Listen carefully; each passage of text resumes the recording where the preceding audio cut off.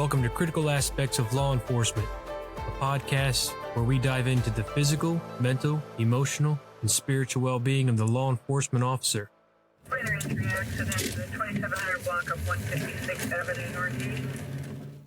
All right, welcome back to Critical Aspects of Law Enforcement. I'm your host, Vernon Phillips, and today we've got a special guest with us.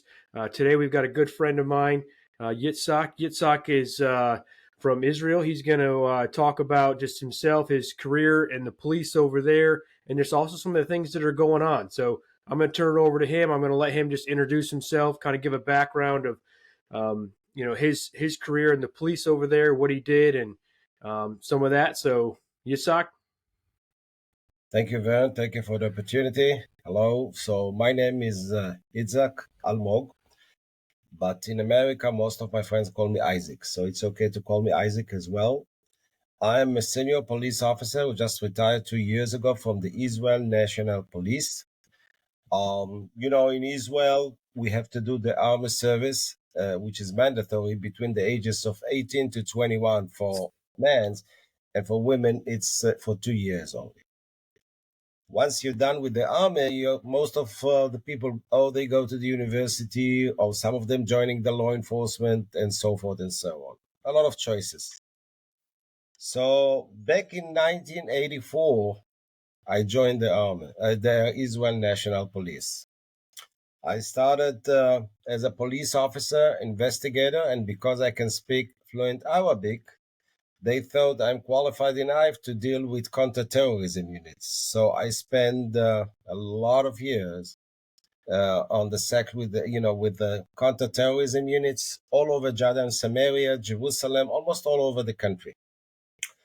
In order to understand the structure of the Israel National Police compared to the United States, we have to emphasize the word national, because in Israel, it's one national police. If you compare it to the number of the law enforcement agencies in the United States, it's a huge difference. 18,000, that's the number, the accurate number in the United States. So we have one commissioner, but we divide the country for 7 districts. In each one of them, we have Major General, who is the commander of the district.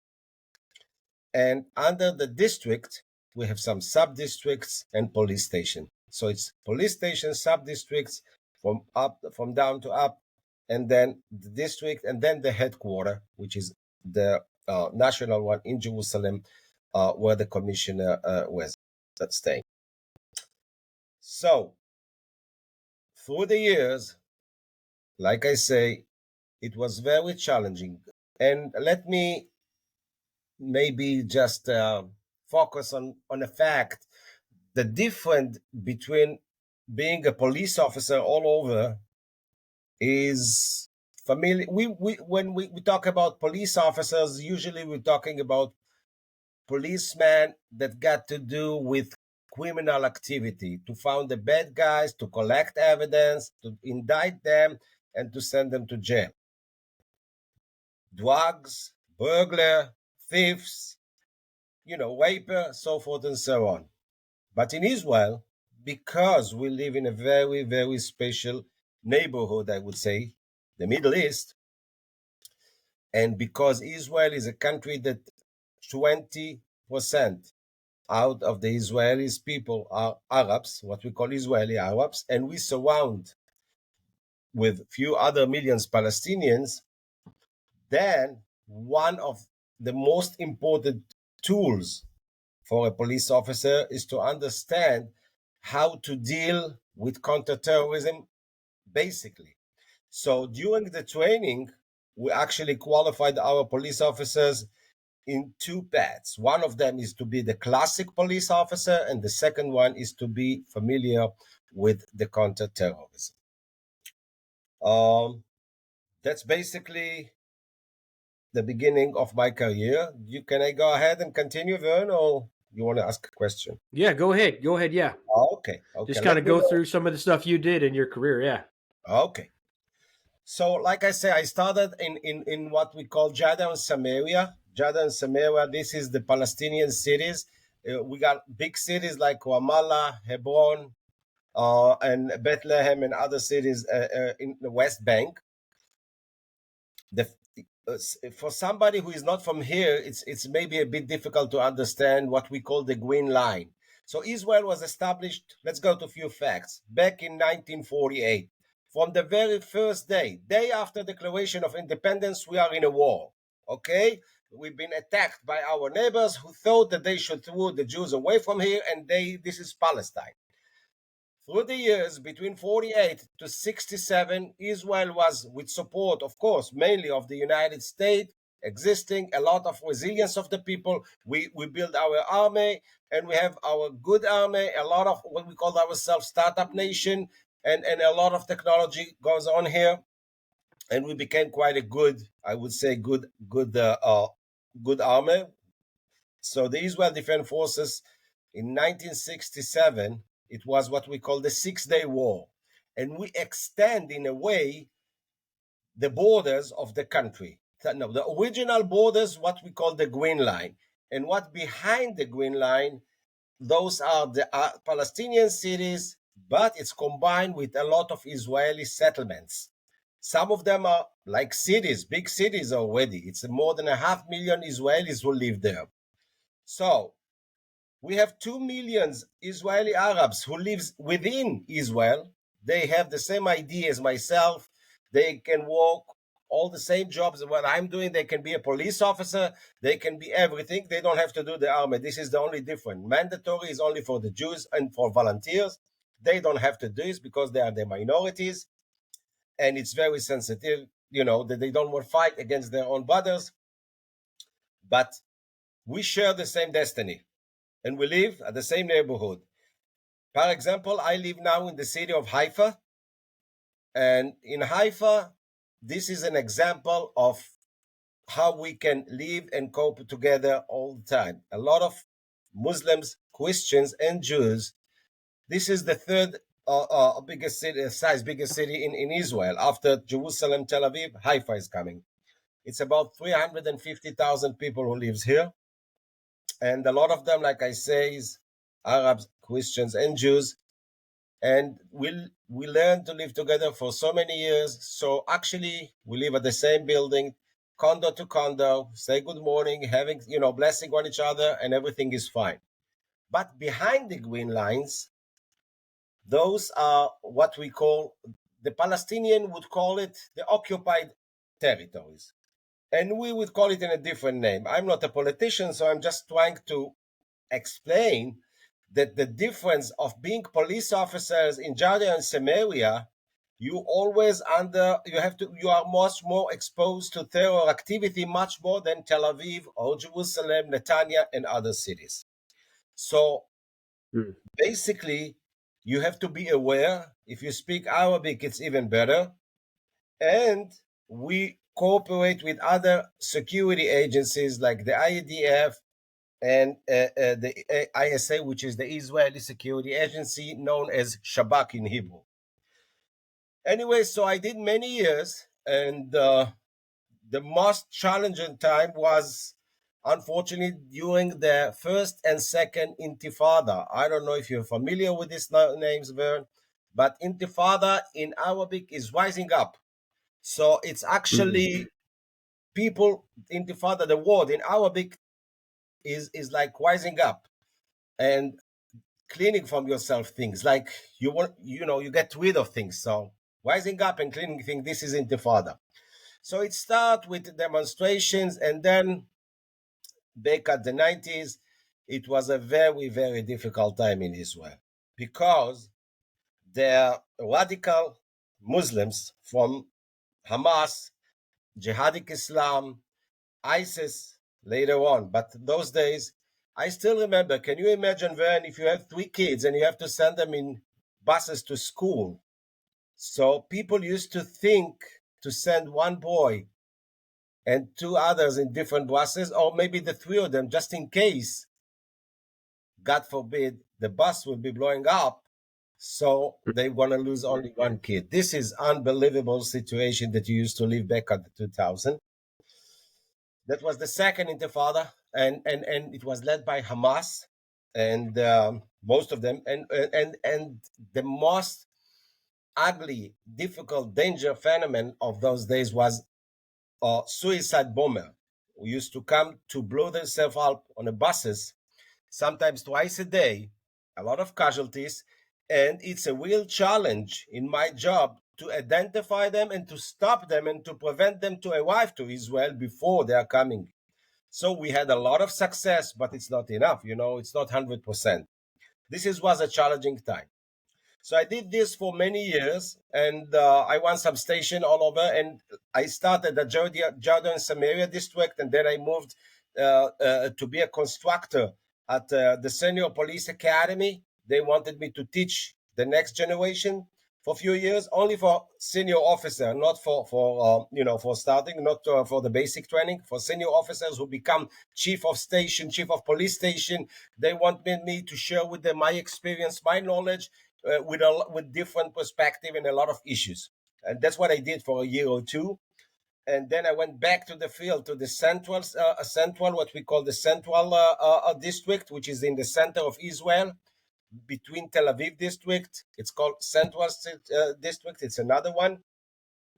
And from there, I was promoted to be a colonel, and they offered me to become the head of the juvenile delinquency department, and I had under my command lot less than 600 people. It was a huge department and very challenging because it wasn't the cast time. It wasn't very nature for me to be the head of the juvenile delinquency because I deal with juvenile, but Palestinian who used to act to do terror. To deal with terror, not to be juvenile as the classic word of juvenile. But I found it as a very challenging job then. And I'm very proud about the fact that I was the first one to create a special unit. We call it in Hebrew, Ma'or. Ma'or in Hebrew is light. And the reason I named it light is because it's the opposite of darkness, the website of the darkness, the website that got to do with bad things. And believe it or no, I found that a lot of things that I'm quite an old-fashioned compared to the TikTok, what we call the TikTok generation now. Yeah. But it was very challenging how to protect our childrens in the way that my daughter, God forbid, can talk to somebody who just to pretend himself to be Richard Gere when he was young, and with a nice picture, and he is a pedophile. And God forbid, we saw a lot of things that happen, those people who make those girls to do indecent things or to strip and, and use your imagination. And then to threat them that if they are not coming to the mall to meet the guy, he will publish it or raise it and post it in Facebook. So here you go, the easy way to rape this girl. And it's happened a lot. A lot of shaming and bullies goes on the website. And this is, even if it's not a criminal activity, by definition, we still suffer from those bullying, and a girl in the age of 11 or 12 or a boy can come. And also we had few cases of teenager who commit suicide only because of shaming on website. So what I did, I collect all this data for almost 2 years from each hospital in Israel. I wanted to know every weekend how many teenagers arrived to the hospital because of shaming and trying to kill themselves. And the numbers were increasing from week to week all over the country. I went to London to learn from the British the way they are dealing. And I created the unit. It was the processes to come to talk to the Prime Minister, Benjamin Netanyahu was those days as well, and the ministers, and to convince them, because it's got to do with a huge budget, and it's 320 people. It's a huge unit in Israeli size that covering from top to the seal all the issues of the website. The main idea is to take few representatives from different ministries, like the Justice Ministry, the Health, the Health Ministry, that they got this special unit that called Suicide Prevention Unit. The police is the head, and you have to live under one roof. If it's a social problem, like it's a low economy, low social economy family that got a problem, so it's going to the welfare minister. If it's got to do with health, so we have representative of health. If those are like I had to contact the industry, what we call Google, Facebook, and others, and I found out that when we are talking about sexual abuse, they are willing to remove those stuff much easier than other that they call freedom of speech. So when I told them that I can click and ask using Bitcoin and ask right now, then as we talk, to see a Filipino guy raping a 4 years old girl, you can do it very quick. It's ugly, it's mess, it sucks, but it's happened. Yeah. So because it wasn't easy. I had to come to the parliament, and you've been the Knesset, and to convince them. They used to say, "Hey, we are democracy. What about human rights? What about privacy?" I says, "Well, let me show you something." I I used the Bitcoin stuff, and in 4 minutes, we were somewhere in the Filipino, and they asked me what kind of girl do I want to see raped and what ages. They were shocked. I says, well, you have some time to do the balances between public safety, children's safety, our children, and human rights. It's always the balances. That's what I teach my officers. Those are some of them going to be maybe the next commissioner was my student also. And I used to say the freedom of protest, the freedom of speech, and all the other freedoms are very important and essential. But never forget the main, maybe the first one. The first right is the public safety right to be safe. I mean, it's useless if you have freedom of speech, but you cannot go to do a protest because you are not safe. Somebody with a grenade on you, God forbid, or would stab you. So the balances between them is a very, very highly consideration thing to take before they are taking decision. And I'm very proud of some of them are still telling Isaac, what you teach us, we are doing right now. So that was my background basically before I had the surprise. So the new commissioner about in 2016, we have, the world then became very small and global. You can sit here, use your fingers, and actually commit crime all over the world, without moving from your arm. It's very, very easy compared to the other days that you used to have. You didn't have the technology. The technology got a lot of advantages, but also some threats coming from using for the wrong reasons. And by doing this unit, when I was later on the liaison in the United States, so I was traveling all over the country, in a lot of states, presented my presentation, how we protect our childhood. I will just give an example. What we did, it was my initiative, is to create a click report. Now, if a girl or a boy sitting, talking to you or to me, Vern, messengers, and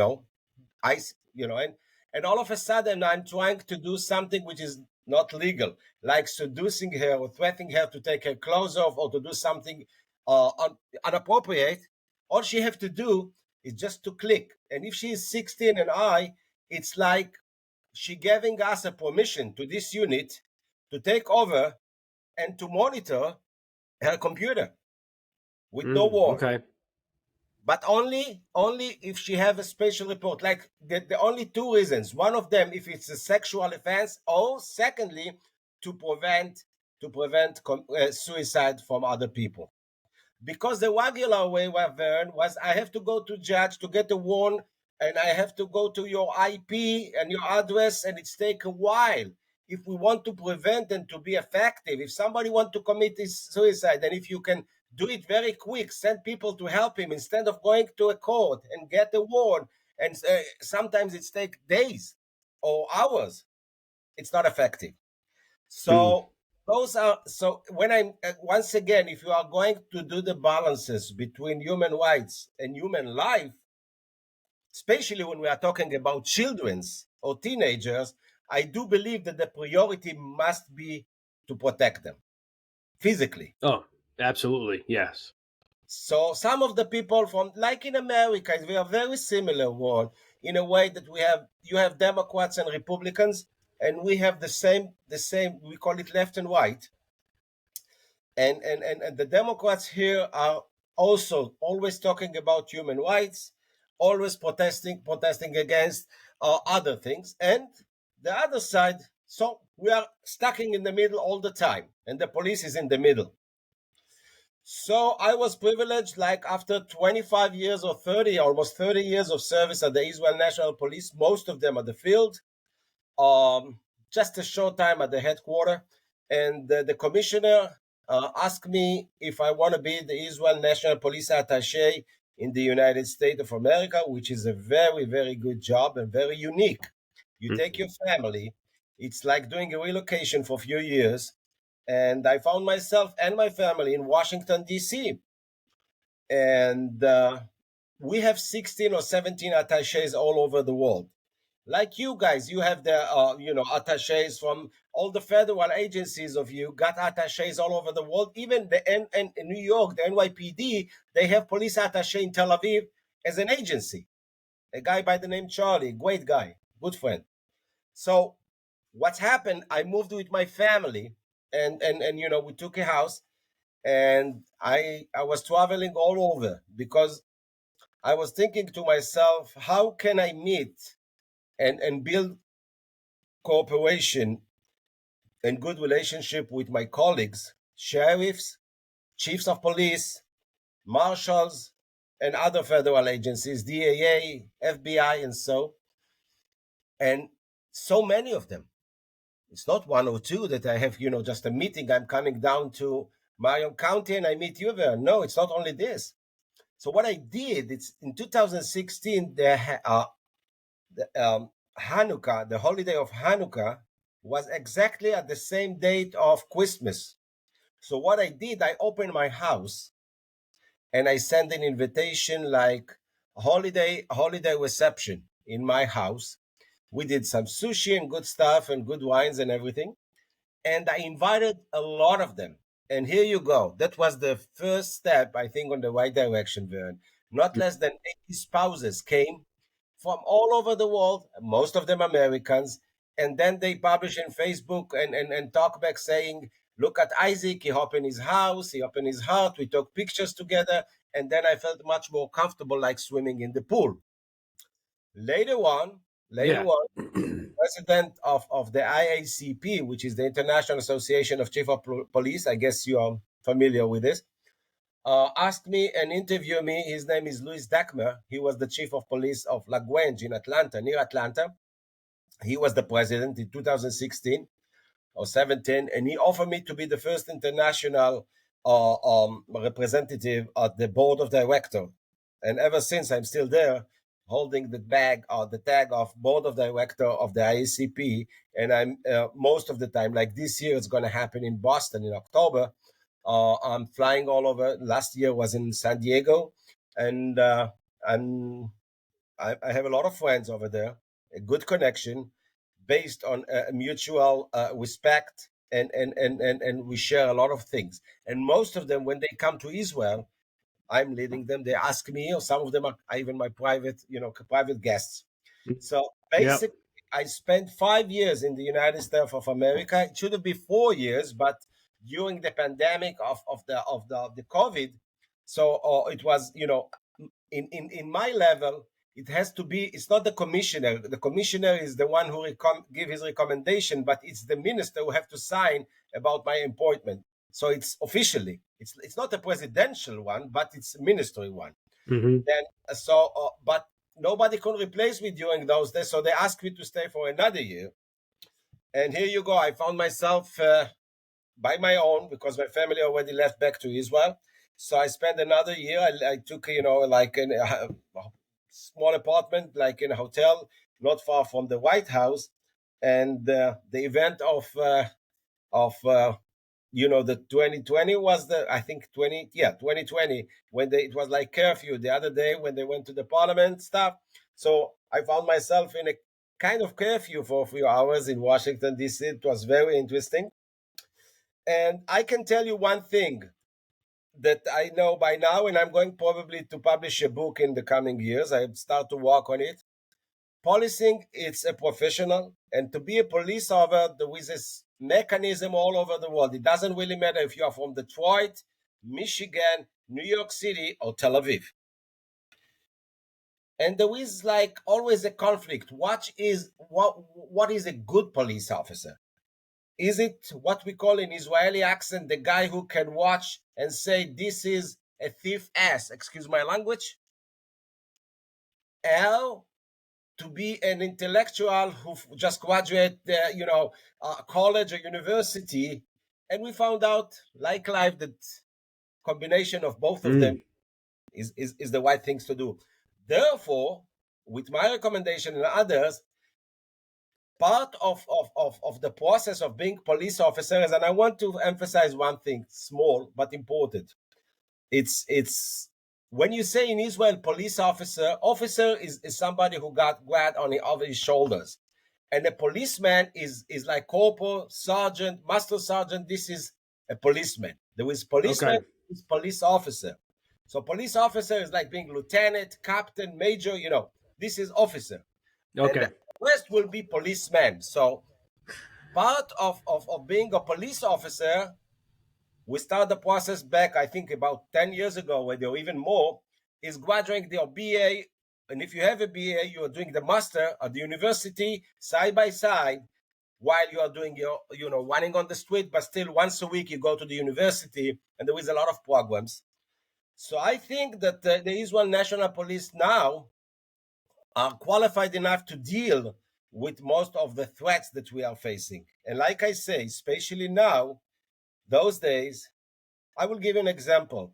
Today is the end of the Ramadan. Ramadan is a holiday of the Muslims for 30 days. They're doing fast for 30 days. Are you familiar with this, right? Yep.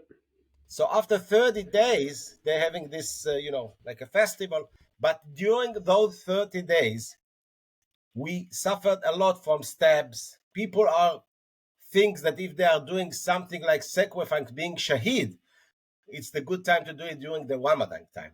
So if you want to measure the success of Jerusalem districts, so the commander of Jerusalem district, who was my student and he's a good friend of mine, he was my cadet once, Doron his name, I hope we're going to see him. Anyway, so he called me and I says, listen, your success will be if the 30 days of Ramadan, especially at the Temple Mountain near the Western Wall, when 250,000 people, Muslims, come to pray together. Some of them come and throw Molotov cocktail and stones over the Western Wall to the Jews. If you will be able to deal with this month with no casualties, you are great. And he got my bless, and here you go. They've been tolerant enough not to comment for a small teasing like a stone here or stone there, or maybe even a bottle.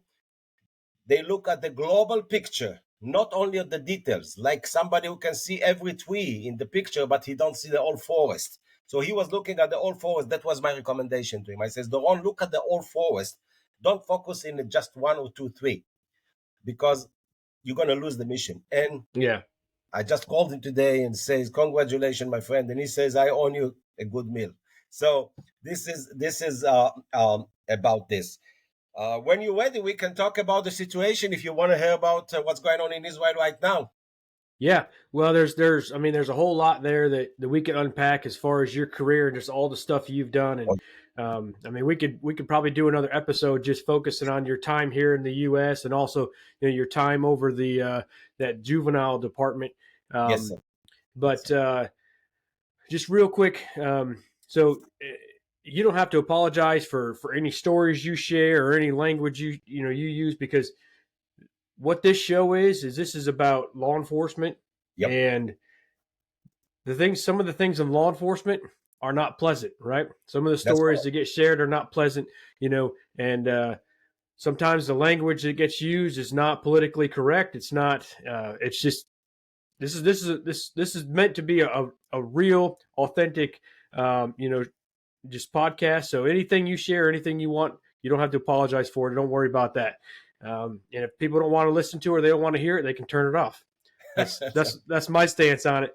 But there's a whole lot there. I mean, obviously you served for a number of years. So as you kind of look back over that, what is one thing that you did to kind of help keep yourself, just grounded, just based in with, just physically, mentally, emotionally, and spiritually? What did you do to kind of keep yourself, just grounded in all of that? Well, like you say, we can talk over this for 24 hours and even more. I will give you just a few examples. I had to face those scenes and to see unpleasant sights. When I was young, with a lot of hair over my head, I had a little girl and a little boy in my house, my children's, in the ages of 2, 3, 4 years old.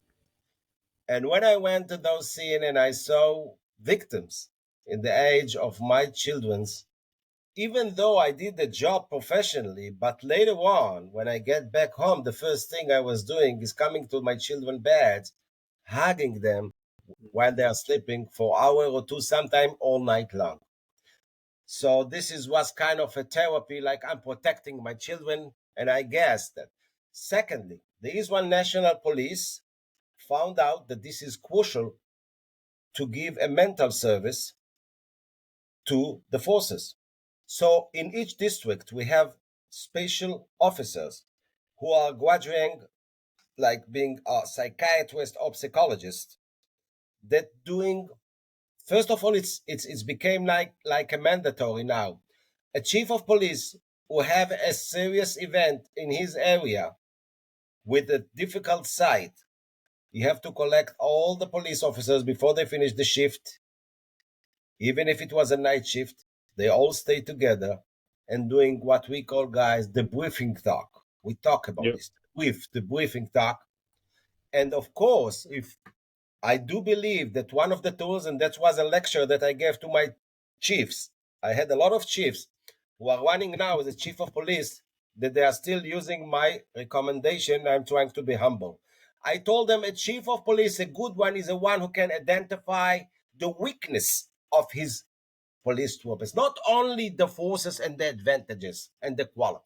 When you see somebody is not acting, is acting differently, more close, not openly, taking things inside too much, you have to identify it and to make sure you are dealing with this. Mm-hmm. Take him to a therapy, take him to talk, make him talk. If he needs vacation, talk to his wife, make sure his wife and children are safe. Look what's bothering him, because when he is mentally okay, then he will be better police officer. And if he got a lot of stresses that he's not sharing with us. Now, about myself personally, what I was doing, and that's what I'm doing so far now as well. I'm taking myself or running a bit or walking a lot during the coast, going the ocean to the Mediterranean, Tel Aviv, Haifa, Jerusalem. We don't have a sea there, but there was other things to do.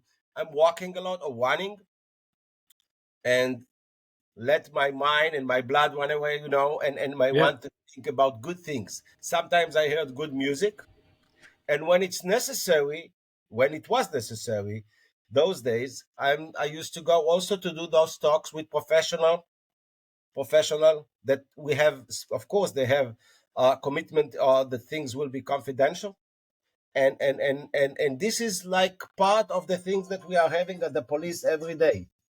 So this is something that is not new for us now. So physically, like I say, one of us would like to run, one like to swim, the other one want to go to, I don't know, maybe to see a show or to go to a good restaurant. You have to break the routine this way or the other.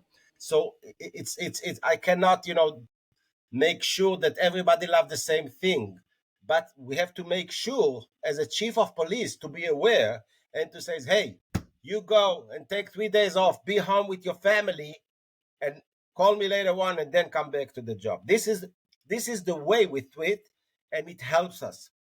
Because a police officer that his chief understand his needs, he feel much more committed to this chief as well. Oh, absolutely. That's a mutual, like take and give, give and take. That's very crucial, and this is something that I was also always used to give. I always used to say, you can't. Listen to this, Vern. It's easy. You can't make living by dying. If you think about this, it makes sense. Yeah. So you see your police officer is still alive, but he's dying, man. Make sure you are helping him, you are supporting him, his needs, his family, and take care of him. Especially this time when we are facing such a challenges who coming, the resilience of our people got to do with the way we are treating them as a police officers.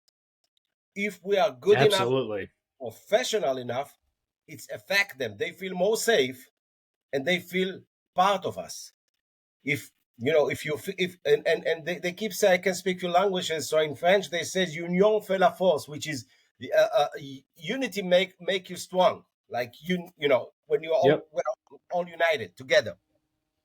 So those are so there is the physics aspect. Like I say, I walk, I go to the beach. Sometimes I play games with friends like chess. Sometimes I go to see a good movie. Sometimes I also take a weekend with my wife or without her. It used to be different time, but now what I'm doing is when I'm thinking of those things, I'm just take it easy, going to the sea, walking few miles, having fresh air, coming. And if it's not enough, I'm going to talk to somebody professional to tell him about my thoughts, my fear.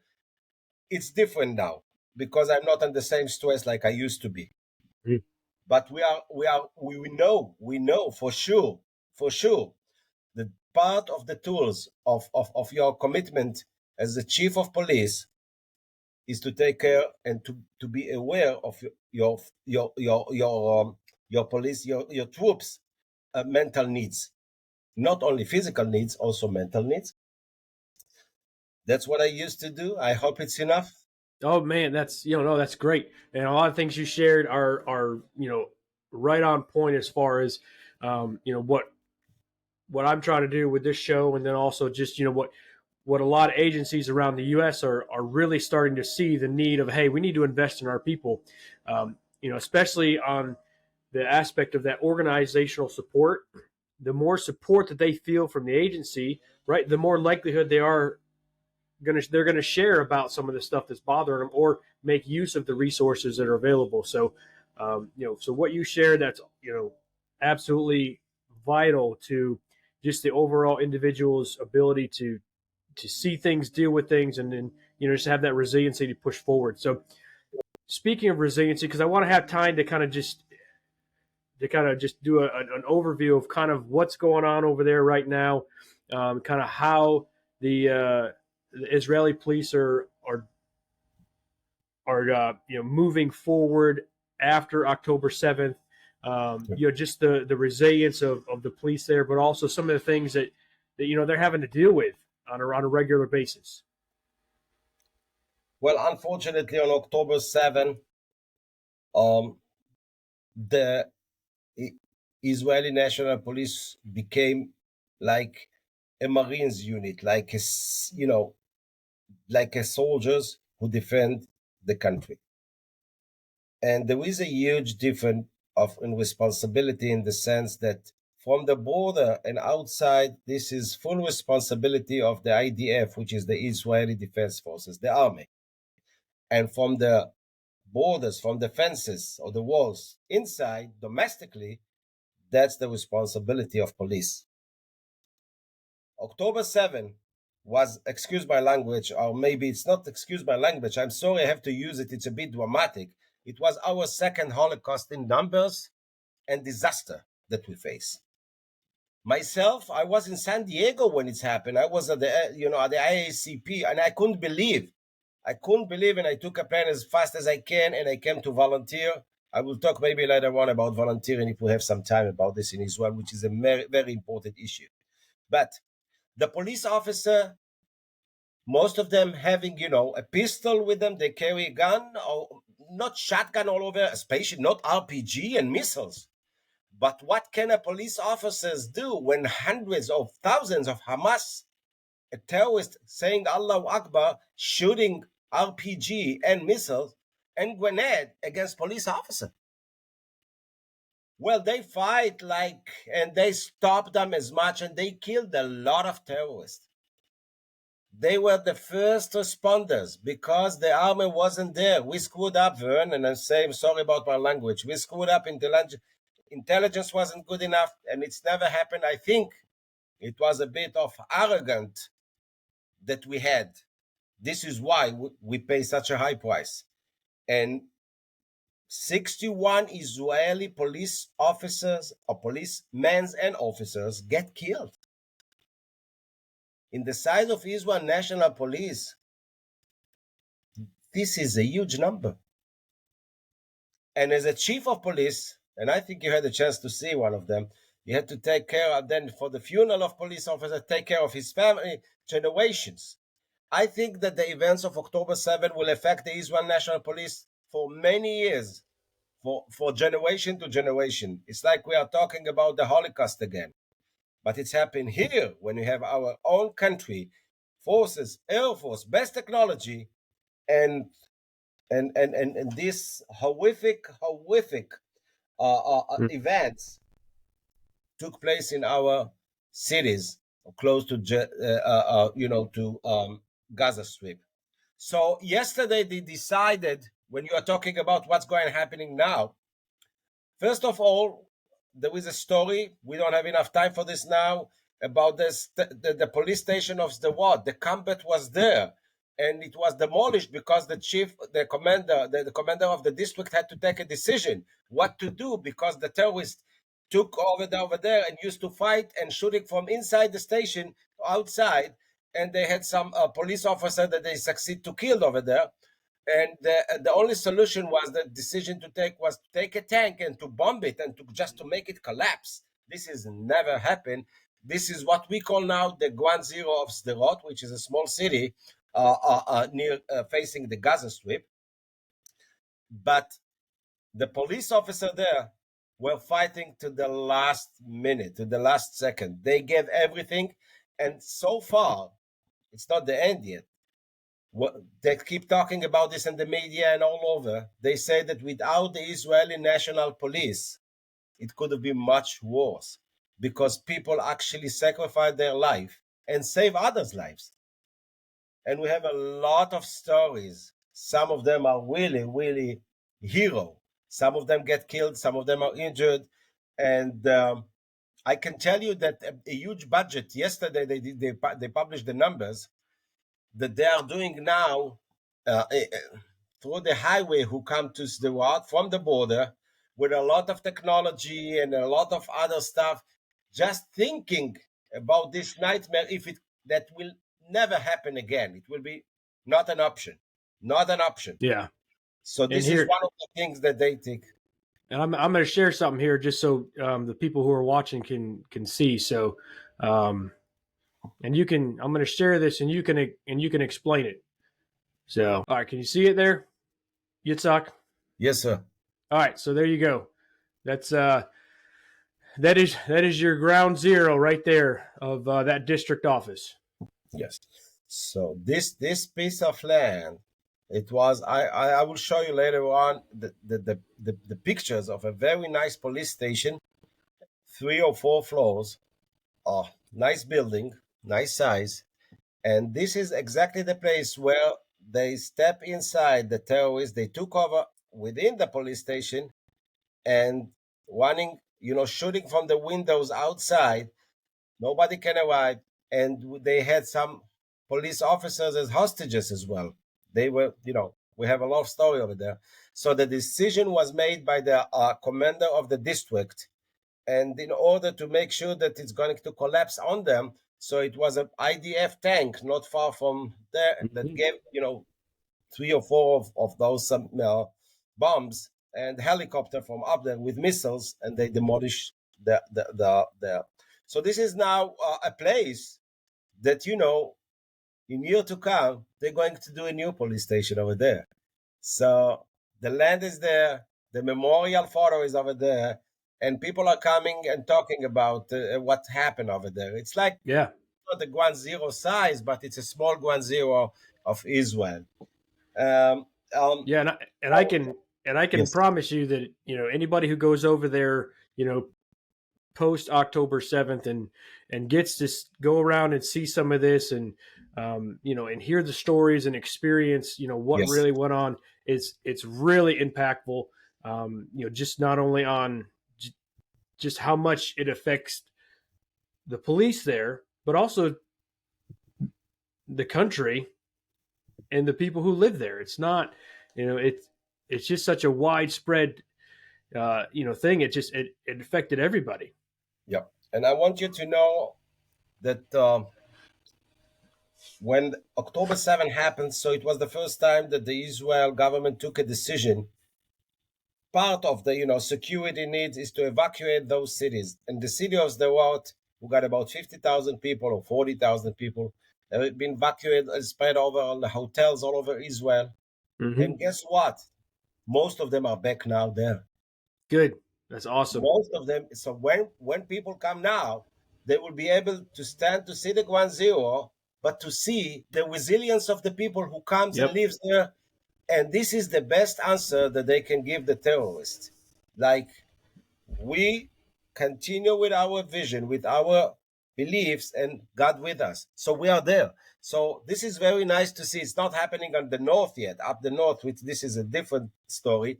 But Gaza Strip, and you know what? You used to have thousands of rockets, hundreds of rockets, 10 of rockets daily. Now, nothing. So there is still a war going on this way Yeah. in different, different scales. Not like it used to be at the October. But people feel more protected, and people are committed to the live there. They say, okay, even if one rocket spontaneous, one of them we can stop it 100%. But even if one rocket happened once in a while, this is our house. This is where we have to come back to live with our kids, and they are back. And it's really nice to see it, because I've been Yeah. a few times to see how the markets goes. People goes to the supermarkets. They open the schools again, and back on life. And this is cannot happen with resilience of people. Yeah. And in order to make resilience, I do recommend it about two things. One of them is to make people to be aware about threats, and secondly is to drill them and to do it with cooperating with them. When you go to a community or any neighborhood and you take few people who are the leaders of the community, and they are part of your team as a policeman, as a police officer, so they feel part of the family, and they will do the right things and the right steps. And this is where the way they they affect, they have a lot of influence about their people, and the outcome is that people feel safe, people feel better, and if something happened, they do the right steps and they save life. I Yeah. saw it. I saw it. So Yep. a huge budget now coming on just to make people to feel even safer. A huge budget of money, and we're going to have a community spatial unit of people who qualified the army. They are civilian now. They will be with rifle, and they will be in a command center, observing 24/7 the threats are coming, that something like happened will never happen. Yeah. So main idea is to block those terrorists far from the city. A lot of obstacles that we are going to put on roads and other technology that will stop them before they arrive to the city. This is something that we never thought will happen. But once it happened, it's better to take the lesson and to prevent the next time. Yep. Absolutely. Yep. So we could, I could give you, hours to talk about, what happened and just kind of the aftermath of that. But I want to be respectful of your time, and but as we kind of wrap up, the last question I have for you is just how much has your faith played into where you're at now?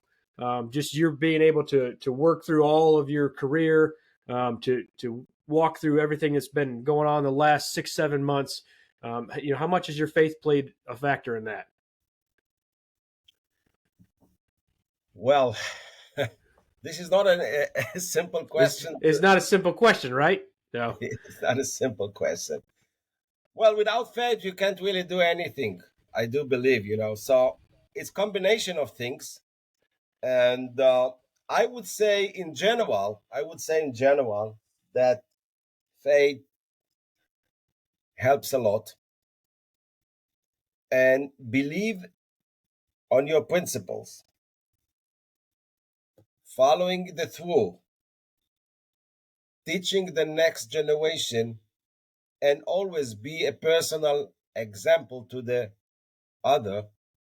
I think you say example or exemplation. Yeah. Those are the function that you can build and construct the building on. We used to say, that's what I teach my cadets. I'm trying to say it exactly.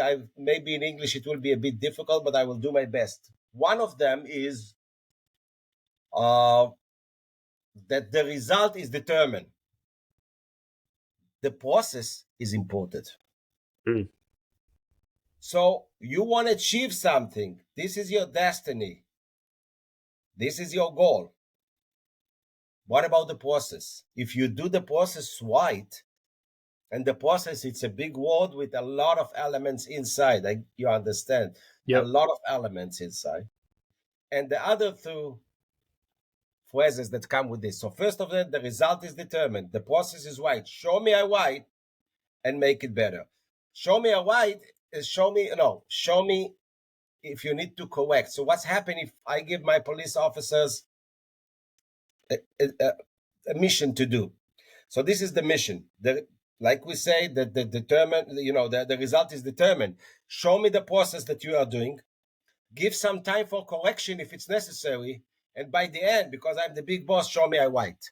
So those are the four elements that if you think about them, each one of them and all of them together make kind of, but not, I would say not a theory, but a strategically the right things to do.